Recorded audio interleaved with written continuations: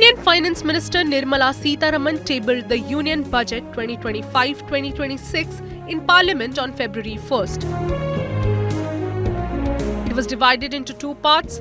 The first focused on growth engines and the second on the upliftment of the middle class salaried population. The Union Budget 2025-2026 outlines principles for a Viksit Bharat, focusing on zero poverty, quality education, healthcare, skilled labor, women's economic participation and agriculture. It emphasizes growth, inclusive development and transformative reforms in sectors like taxation, power and agriculture to boost India's global competitiveness and economic potential. The 2025 budget focuses on four key growth engines: agriculture, MSMEs, investment and exports. Agriculture. The government will launch the Prime Minister Dhan Dhanya Krishi Yojana to boost productivity, crop diversification and post-harvest storage across 100 districts. The mission for Atmanirbharta in pulses will enhance production and Kisan credit card loan limits will increase from Rs 3 lakh to Rs 5 lakh. MSMEs.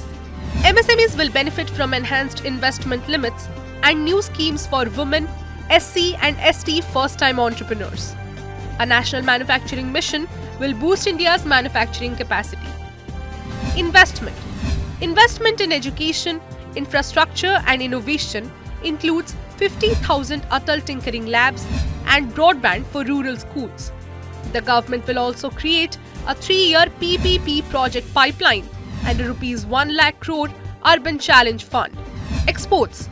The government will facilitate MSMEs access to export markets through the digital platform Bharat Trade Net and improve infrastructure for air cargo and electronics manufacturing. The Union Budget 2025-2026 introduces a new tax structure to ease the middle class tax burden, with no income tax for earning up to Rs 12 lakh per annum. To support voluntary compliance, the time limit to file update returns has been extended to 4 years.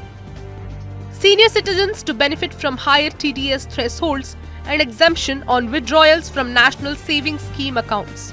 The budget also encourages employment and investment, including a presumptive taxation regime for non-resident service providers and extended benefits for sovereign wealth funds. Custom duties have been rationalized, with exemption introduced on critical minerals and textiles, and custom duties on certain goods like fish and leather have been reduced to boost exports. With this, 36 life-saving medicines are exempted from basic custom duties. Finance Minister Sitharaman highlighted that these tax changes will enhance consumption, savings and investment, strengthening India's middle class and supporting the country's growth.